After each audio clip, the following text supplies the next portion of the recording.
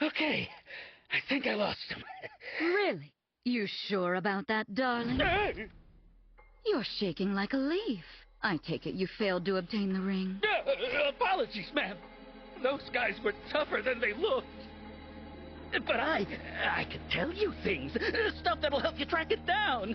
Like the fact that Princess Saline ran off with it. The Divine Dragon has it now. Pretty good info, right? What do you say? How about we call it even this time round? I won't let you down again. Oh, how naive you are. After you fail me once, there is no second chance. No! Please don't kill me! Please don't kill me!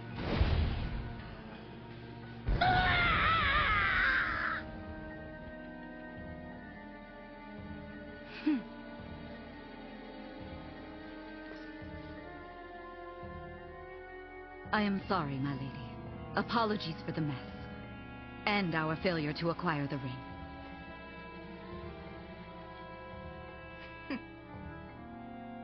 I was expecting to get at least one. At least now we know that Lumera is dead. Yes, but there's another divine dragon to take her place. I can't believe that beast had a child. It does explain why she was so willing to sacrifice her life. What should we do? The battle at Lithos Castle took its toll. We're in no shape for another confrontation. We'd best lie low for a spell. Leave them be, for now. Understood. What's up, adventurers? My name is Platinum Phoenix, and welcome back to Fire Emblem Engage. Last time, we saved the Kingdom of Firene from the invasion of Elusia. And this time, we are actually going to take a break from the main story to do a little bit of side stuff. But before we do that, we actually have our daily Thomnial trip. And for this time, I want to go over the main plaza, which is this area right here. And in the main plaza, there are 4 shops now available. I'll come clean. The beginning of this episode is not where this actually started. The beginning of this episode was basically, or the beginning of the cutscene that you actually saw was actually these two talking to the Divine Dragon and asking if they could open up shops here. So we have 2 extra shops here, but I opted to not show it to make the story flow a little bit better. But we'll just go in a counterclockwise loop. So first up is the Armory by Durthon. So, And about the here, we can buy and sell weapons. Basically, he has stock of weapons up to the class of weapons that you would have at this point. And there's a couple of different things about them. I'll take myself off so I can explain this a little more. You can see, once you're hovering on the weapon, you can see the performance of the weapon, its might, its hit chance, the dodge chance you get from it, its weight and its range, and you will also see the proficiency you need in the weapon type in order to use it. So, level D sword means that anyone with D or above sword mastery can use the slim sword. Over on the right hand side though, you can see the name of the weapon, you can see how many of them you can buy. In this case, the slim sword, you can buy as many of them as you want, and you can see the cost of them being 500G. These ones that only have 1 in stock means you can only buy 1 of them. But the reason you can only buy 1 of them right now is because they are throwing weapons, and throwing weapons are pretty good at this point in the game because they have the option of being distance attacks, being able to be thrown up to 2 spaces instead of having to be right up on the enemy to use them. And that is basically everything to go over with the armory. You can see, if you go to sell, you can see what he will sell them for, or what he will buy them for. and you can just go through all of your stuff and sell whatever you aren't using if you want to. Take care. Get rid of it. And next up is the item shop, which is actually Now about the shop. what I use more than the weapon shop, because you get a lot of weapons through just playing the game and stealing them from opponents or getting them from chests like we did last episode. But this shop, you can buy your healing staves or staves, which are really good for your healers to have, because after they get used so many times they break and then you no longer have a way to heal. Your vulneraries, your antitoxins, and your pure waters, which give you your certain healings.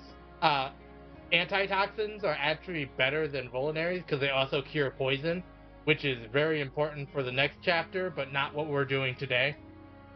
You have torches, also an important thing, that can light up a 7-space radius if it is dark during the chapter.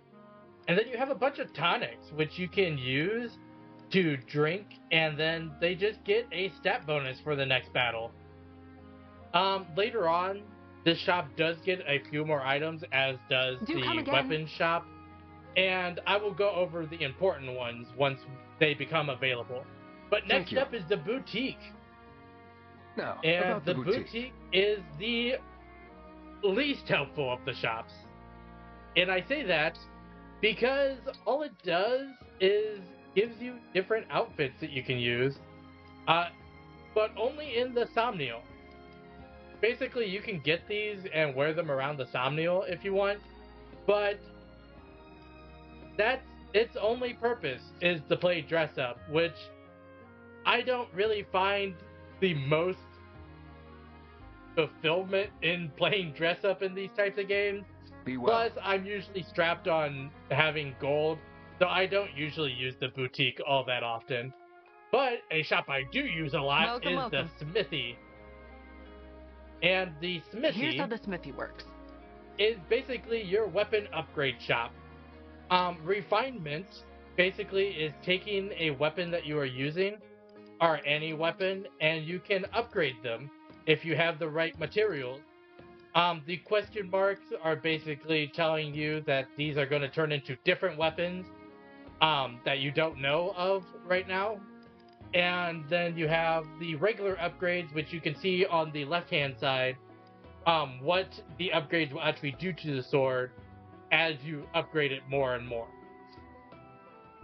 And a exchange is just basically trading a certain set of one metal to get the next level.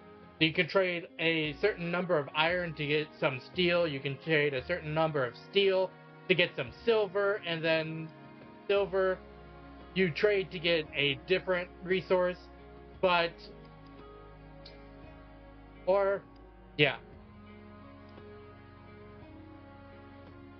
basically I had it backwards. You trade the items that you are saying that you don't want, and you're trading them for what you choose.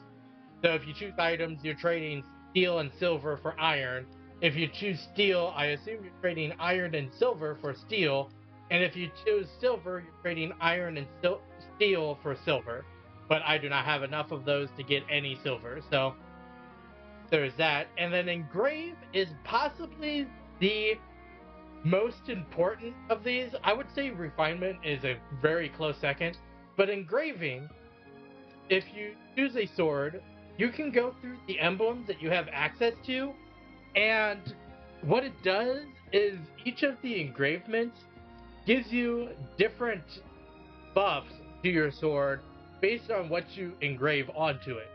So the engravement of beginnings will make my iron sword have a might of 6, gain a hit rate of 100 instead of the 90 it has, give me a 10% chance of hitting or critting, 5 dodge and 5 extra avoidance as well. And it gets all that without increasing its weight at all. So it's really good. The only thing is it costs bond fragments in order to do so. So it is a little bit costly if you want to do everyone's weapons. But at this point, there's not actually a whole ton to do with bond fragments. So I would recommend doing this for whatever weapons that you are using. And I do mean any weapons, because even like Salene's fire, you can give it extra abilities through the engravements. And also, it doesn't raise the level of the book at all, unlike what refining does. If you refine too far, then the weapon can become unusable. And I'll be here. that would be unfortunate, because you spend a lot of money to do basically nothing. And the last thing I need to go over are the supports, which apparently there are a ton. So I'm actually going to save that until after I do my bond conversation, and then I'm just going to string together all the support conversations without cutting it at all, and I'll just cut between one to the next. So let's get into the support and bond conversations. It is good that we can talk after I spent so long silently watching over you. I know what you mean. I'm really glad to have you at my side, supporting me in person.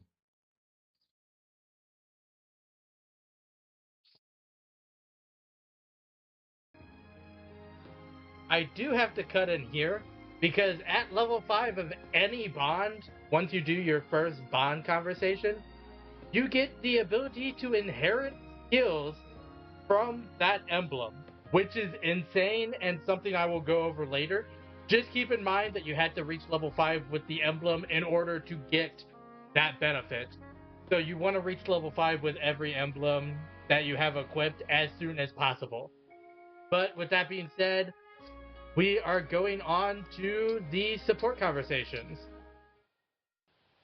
I really enjoyed our tea party today.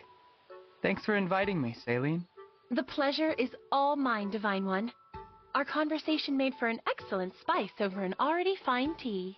The tea was fine, wasn't it?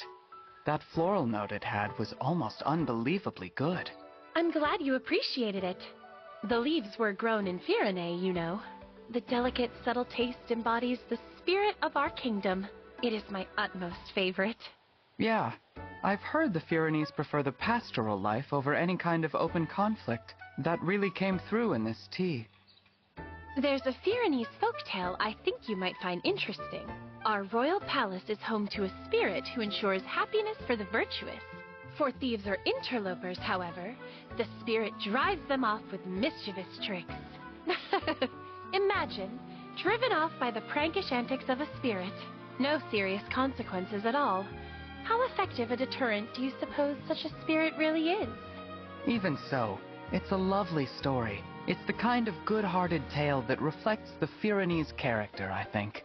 Yes. Yes, it is. Well then, we must have tea together again sometime, Divine One. It's about that time, President Clan. I'm all set, President Fram. In that case, I call this meeting of the Divine Dragon Fan Club to order. Woo! Yeah! Ahem. Our first and only agenda item is how to broaden the fan club's reach. President Clan, you have the floor. I think we should do something splashy to drum up people's excitement. Seconded. The only question is... what? I have an idea. How about we spread our message by making pamphlets? I'm listening. See, everyone's heard of the Divine Dragon, but only a few know the person behind the title. You and me? We could tell the world what the Divine One is really like. Yeah, I'm picking up what you're putting down. Oh, how about this? We slap the Divine One's beautiful face on the cover and title it The Divine Dragon, Up Close and Personal. Boom! Inside, we have an interview with every juicy detail folks could possibly want to know. Favorite foods, favorite weapons, hair care routine, shoe size, the raw, uncut story. You don't like it? I love it! That's way less stiff and formal than what I had in mind. Just the sort of brilliant idea I'd expect from you, Madam President. I couldn't have gotten there without your suggestion, Mr. President. All right, let's get working on this pamphlet so we can hand it out all over town. Wait. All over town? Nice. I've said it before, but I really admire those muscles, Boucheron. I appreciate the compliment. Your triceps are especially well developed. Mind if I feel them? Anything you want, Prince Alfred. Yes. Incredible stuff. They're practically a Firenese national treasure. The forearm is perfectly sculpted, too. Wish mine was like that. Are you finished now? Oh, guess I got carried away there. You gotta admit, though, these muscles of yours are something else. I can't help but wonder what the secret is to getting beauties like these. Nothing special, really. Oh, that's what you always say. There must be some trick to it. Unless you're telling me they're all natural. How is that possible?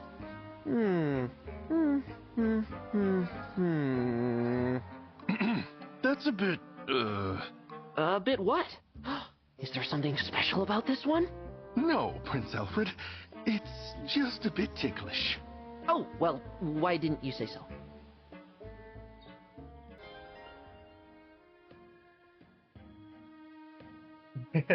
I think I ended with the weirdest one. That was definitely a conversation, I guess. But I'm going to go ahead and go around and collect everything on the ground. As you can see, all the glowing spots. And I'm also going to do a bit of weapon upgrading, just so our weapons are a bit stronger to do a little bit more damage during combat. But I think I'm going to cut all that out because none of it's super important. So I will just meet you when we go over what we are doing for the actual, combat part of the episode. So I will be right back. Alright, welcome to the world map. Which I forget how to free cam. There we go. As you can see, we have a decently large world here. That we have not explored at all, basically. And these purple spots are spots that have active stories that we have not done yet.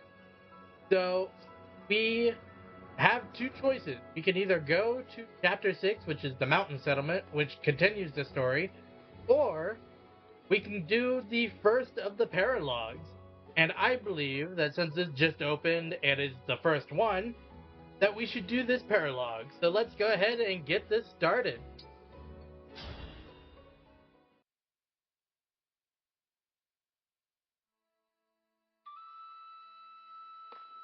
These pills ought to clear up the problem. Let me know if the pain persists, okay? And you're looking chipper today. I told you that cold would be gone before you know it. Father, isn't it time you took a break? Look, I made you some tea. Thank you, Jean. You didn't burn yourself or anything preparing it, I hope. You worry too much. I'm old enough to manage a simple pot of tea, I assure you. It makes me happy to see you growing up so fine. Huh? What's going on out there? Doctor, you have to help us. Monsters are on the attack and people are getting hurt.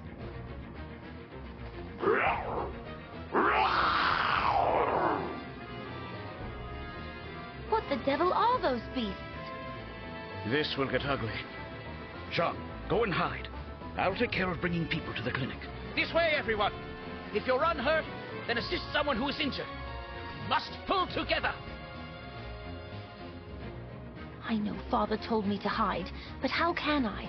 I have to do my part too. Oh no.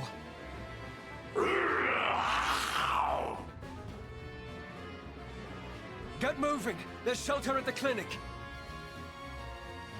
Keep your wits about you, everyone! I'll patch you up once the crisis has passed! We can't stand idle with the corrupted on the loose. Let's save those villagers! Are you all right? Get to safety and leave the corrupted to us. You don't have to tell me twice, but there's still a few left who didn't make it out in time. We'll do everything in our power to save as many of them as we can. They'll love you for it if you do. You're their last hope at this point.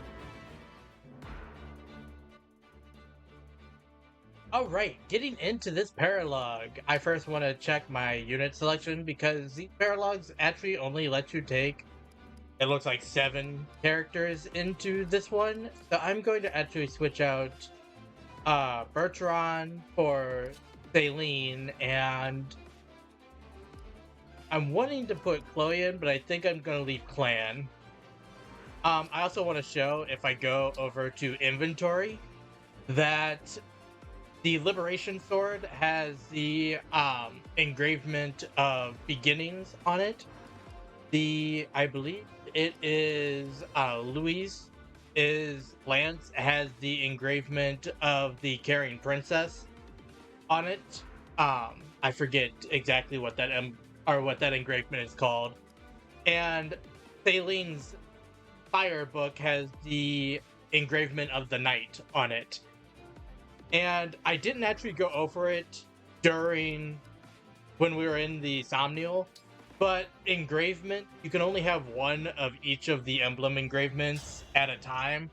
So you can't have like 5 or 6 different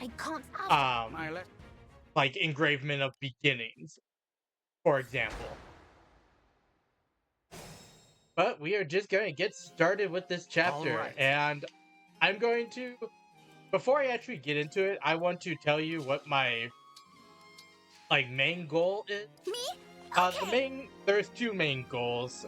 The first one is to visit these houses and have them give you stuff. So this one gives us a defense tonic. And then there's one other house that's all the way over here that you can also get stuff from. But the other main goal is to get your main character up here and talk to this kid. And those are the 2 main goals for this. And my main strategy I will go over right after I attack this corrupted. See how much damage we can do here. Nice miss. A nice miss. My main strategy is Celine, once again. She is just really good at infiltrating the enemy ranks. And specifically, I'm just going to use Warp Ragnarok to basically teleport all the way over here and just obliterate this cavalry unit. Because she's really the only one I need to get over there to take out all of the corrupted that are over here. Between Warp Ragnarok, her buffed fire spell, and Seraphim, which is the book that Celica has. It just really is easy to take out these 4, which is the main problem of these guys at the beginning. And I think I'm just going to fire this one. I'm going to put I think I'm going to put these 3 all this direction to try to get to this house, while these 3 all head up and take out the rest of these. But with that being said, I actually want to talk about what the paralogues are, because it can be confusing if this is your first time seeing a Fire Emblem game. Paralogues basically are like side stories that are used to build up the world of, in this case, Elios, but it's whatever world the Fire Emblem game is taking place in. And I think they do a really good job, actually. They introduce new characters, they introduce new locations, they flesh out these, kingdoms that we're visiting. It's just really nice to be able to see a lot more of the world than you would just see doing the story mode. And I just think it's nice. The other thing I want to go over with the paralogues is actually the fact that there is several of them throughout this game, and I want to talk about how I'm going to go about doing them. Because honestly, it could be a little confusing with how they just pop up. So what I'll try to do is whenever a new paralogue appears in the world map, I will be trying to do them. And by that, I just mean as soon as they pop up, as long as we're not in like a really dire story beat or something like that, I will be attempting to basically stop my tracks in the story and do the paralogue, because the paralogues also give you some pretty good rewards and everything. And it's also like unique reward, so it's nice to be able to get them sooner rather than later, especially because some of the rewards are only good if you get them right when they become available. I also... No, I don't want to echo, I just want to Seraphim. But with that being said, I think that's everything I wanted to talk about the paralogues. But I did actually want to re-go over engaging, because I realized I didn't really do a very good job of explaining engaging at all. So to engage, you have to first be equipped with a emblem ring, or later on we get a different item that also allows us to engage, but we'll go over that later. And whenever you engage, you just press the blue engage icon on your character's fight screen. And what it allows you to do is it gives you the power-up of the emblem for 3 turns after you engage. So you get 3, I'll put them in quote-unquote actions once you engage. And these actions can be very wildly different depending on the emblem that you have engaged.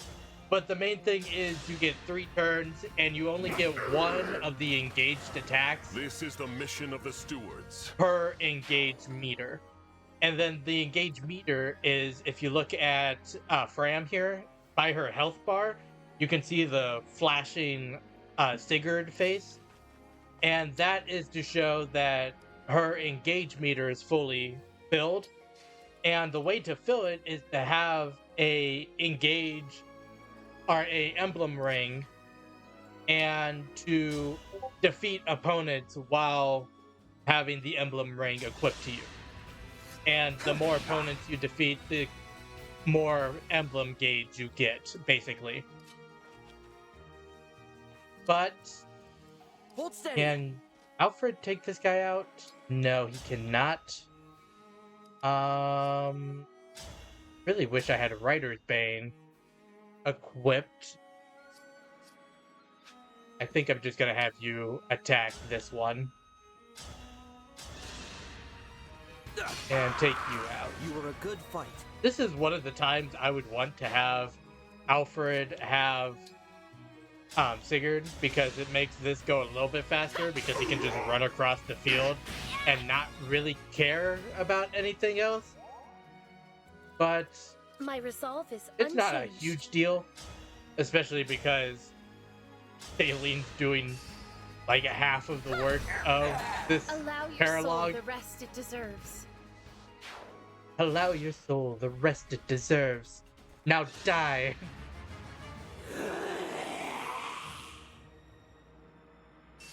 I don't know why this specific corrupted has extra dialogue. Also, Jesus Christ, one health. That's insane. If these guys can survive one more attack, which they should be able to, yeah, they easily. In fact, I'm actually going to send Fram over here and engage so I can get the extra movement. And I'll have her heal up Etienne, just so we're nowhere near danger. My muscles say thanks. Oh, and a level up. Level 5 already. Dexterity, speed, and resistance, plus a little bit of health. And, oh, well, I'm just going to put you here. I'm starting to feel it. I'm going to have you sit, or not sit here, attack this mage.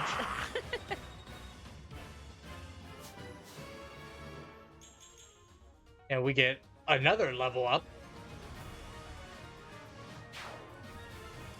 can you take out this archer? I'm actually going to put you right up on top of it because it allows the archer not to attack. It's another thing that is good to go over. Also, nice crit. You didn't need it, but nice crit. It's another good thing to go over is that the archers can only attack in a... All the monsters are gone. We're saved! Oh, wait. And it's thanks to the lot of you. Whoops. I'm glad no one got hurt. I was a little worried there. You can't know what this means to us. We decided to give you this to I show our didn't mean to thanks. do that because I no longer get to the house. I forgot that was the last... I forgot that was the last corrupted. I'll put on screen what you get in the house, just so you know. But I guess I'll go without it.